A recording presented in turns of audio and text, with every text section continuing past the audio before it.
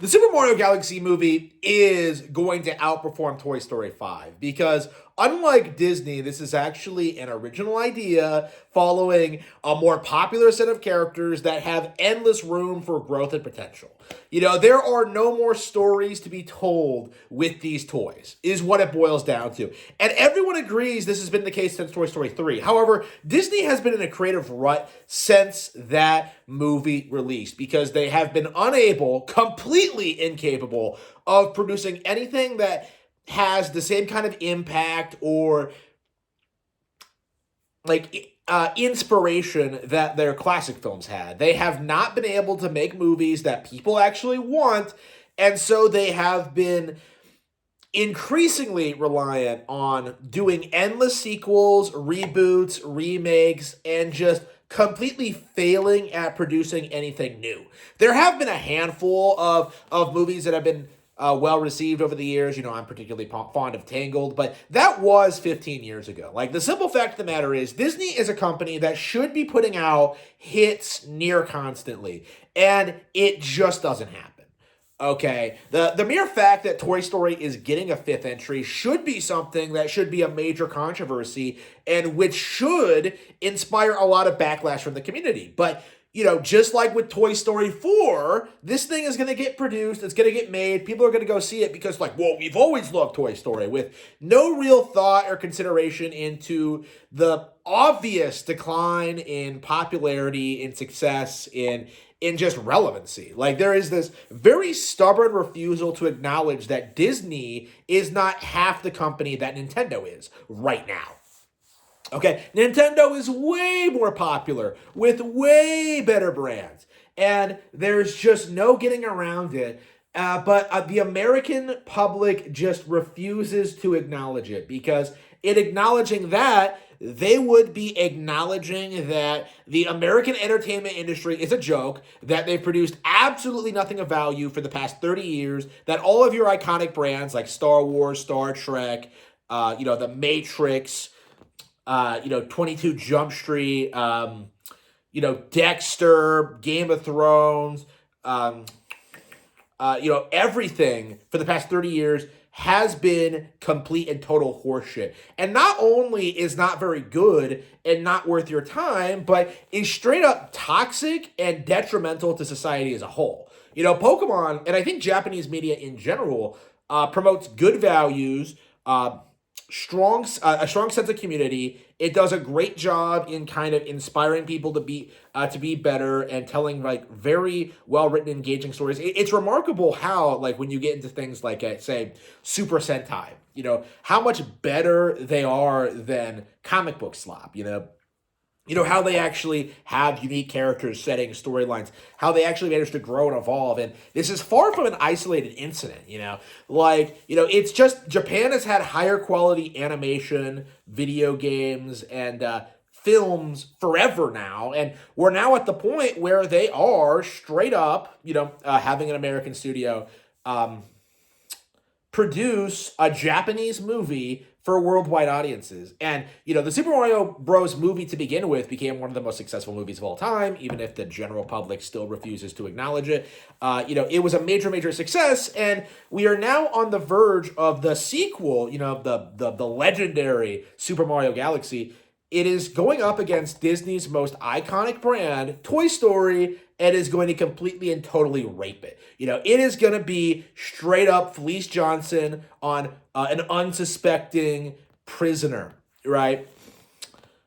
This is just going to be one of the most ridiculous, one-sided blowouts in history. And the film industry, Hollywood, is going to do everything they possibly can to stop this from happening. Because if Disney is ever allowed to lose their cultural influence and their power, that'll be a very clear sign that the communist experiment has failed, that Bob Iger is a complete fuck-up, that he ran Walt Company to the ground, that you could start with the greatest, most successful company in the world, make it commie, and then just watch it circle the drain in a matter of decades. It is crazy how the children's brand of the past millennium, the past 100 years, millennium, like the biggest company,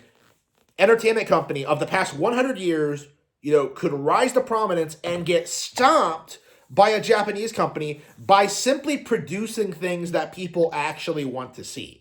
And that's just the reality of it. This isn't really about like America versus Japan or like Disney versus Nintendo. This is about communism, and it's like communist leadership, trying to push an agenda versus a company that actually wants to make money. Like Nintendo actually wants to make money. And that is why all this seething you see about like, Nintendo and their business practices and the cost of things doesn't really make a whole lot of sense because, yeah, they're a business that's making money. When you look at like, their competitors, how Xbox is leaving the console war entirely, how PlayStation is on the way out, how Steam isn't relevant. Like, the reality is Nintendo has won the console war, and now they're setting their sights on toppling the next major industry giant, which is Disney, which is the film industry, which is like, the parks. And it's going to take like, a couple of decades, but I think the signs are already there. If you go to Disney today, the parks, like, they're dirty, they're outdated, they're not fun, they don't, like, nobody fucking knows. Like, I remember the last time I went, which was like, I don't know, like maybe 15 years ago, I remember going and like seeing like Brer Fox or whatever, and I'm just kind of like, I don't even know who that is. Like how many kids go to Disney and see these old characters from the 60s, 70s, 80s? Like how many of them go and don't recognize them from the films? Like it's overpriced slop. Like I'm hearing reports of people going to the Star Wars events, seeing no kids there at all. Like I'm seeing reports of like just the degeneracy there with like trying to force like Black Ariel down everyone's throats. Like it's disgusting. Okay. Like, Disney has lost their way for a long time, and they really thought they could brute force their, like, soft cultural power over the entire world and, like, get them to accept, like, Bob Iger's woke, probably the entire board's woke ideology. And this is the end result of that, is that, like, 2 movies in, we're already talking about Nintendo beating out one of their all-time most successful franchises, Toy Story. And this is not going to be the end of it. Like next year we're getting the Zelda movie, and I'm sure we're going to get the Donkey Kong movie the year after that. And like, it's just going to be endless. Nintendo has like dozens of characters they could theoretically adapt films to. I'm sure like the Zelda movie will get a sequel within like the next 5 years after the original's release. That's going to be insane. Seeing like, well, how many of these Zelda movies can they make? They can make them indefinitely. It's not going to get stale. It's not going to get tired because look at all these games and how they didn't get stale and tired. Just look at how they have radically different settings and ideas and, stories, honestly. Like imagine going from, the original Zelda to Wind Waker to Twilight Princess. Like, all of them are just radically different from one another. Like, and it's something that I think the industry is really, really going to struggle with because we saw this when, like, the Super Mario Bros. Movie came out. Critics did not like the fact this movie was as popular as it was. They bent over backwards to make excuses for it. They tried to say all sorts of weird things about how it was like some dumb movie. In actuality, it's probably one of the best movies we've gotten this decade. It's way better than any of the Marvel films we've seen. It's way better than like any other kids film that's gotten produced. Like, the simple fact of the matter is, like, the Mario movie is the closest thing to a straight up anti-woke film we've gotten in that sense, because how it doesn't demean the male heroes and how like it actually is about like the nonstop adventure and fun. Like it's not something Disney is ever going to be capable of, and that's going to be increasingly obvious as these movies continue to get produced. Like, I would not be surprised if, like, the Legend of Zelda film is actually quite a bit more red-pilled than something like, say, the original Lord of the Rings adaptations, because, those had, like, some weird girl bossy elements even back then. Like, that is going to be a really remarkable thing to see like Zelda become bigger than Lord of the Rings, to see Mario become bigger than Disney, to see like Nintendo finally surpassed like the meme of the entertainment industry as like this idea that like nothing they do matters and that they're not successful, when in actuality they're one of the most well-run entertainment companies on the planet. And like I'm very curious about how long this can continue before like the general public begins to realize something is up. That's kind of what I've been saying for a long time, is that like Nintendo is clearly like doing better than ever like all the time. Like just look at their stock prices, and yet like the narrative has always been that like, oh, they're on the verge of defeat. They'll go bankrupt any day now. And it's just like the Switch 2 is the best selling piece of hardware ever. And like you're seeing people do this thing like, well, the PS5 sold more because like it was heavily discounted. Like it's like these people have no idea what's actually happening. It's downright ridiculous. Oh, by the way, like yeah, the PS5 sold more because it had an extra 6 months, like because the Switch 2 came out in June. Like again, it's things like that. Like, oh, Nintendo's stock price went down. Yeah, from its all-time highs. Like you keep seeing things like that happen. Like, oh, the Mario movie, it only made $1.5 billion. Like, it's like it is a complete joke seeing the links the community is going to try and downplay these films. So with the Mario Galaxy movie on the way up, I would say it's probably going to be the big Nintendo thing for the first half of the year.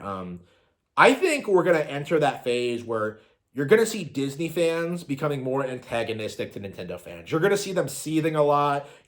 Shows that were literally owned by Disney at one point, like Angry Joe, are going to come out in defense of the mouse. They're going to do everything they possibly can to try and downplay this film. And it's like, it didn't work the first time, and it's not going to work. It's going to be less effective the second. Like the more they speak out about it, like the more people will realize that these guys are completely biased and can't be trusted to talk about anything. That's kind of my mentality looking at this, like looking at what these people are doing. Like the simple fact of the matter is that this is a situation in which there is no winning for Disney. They're gonna keep declining. There is no return to form. Like the little girls who go around wearing like Ariel shirts are gonna grow out of it, and they are not gonna pass down their love for the character to their children because of what they did with the remake. Like if you see. The only reason people still have a fondness for Disney today is because of the stuff they did in the 80s and 90s. Like, that's it. Like, nobody you have ever met in your life is, like, a fan of, like, Treasure Planet or Chicken Little or, like, that, I don't even know. Like, anything else they did in the 2000s. Like, those films had no audience at all. Like, this has been a decline. This has been a thing that's been a company that's been in decline for decades and will continue to go in decline for decades. And it's only a matter of time until it becomes like a cultural phenomenon. But like Nintendo Land is better than Disneyland. The Nintendo movies are better than the Disney movies. And the video game console, oh wait, Disney doesn't even produce a video game console. The most successful entertainment industry in the world right now. Nintendo is winning, and there's nothing you can do to downplay it.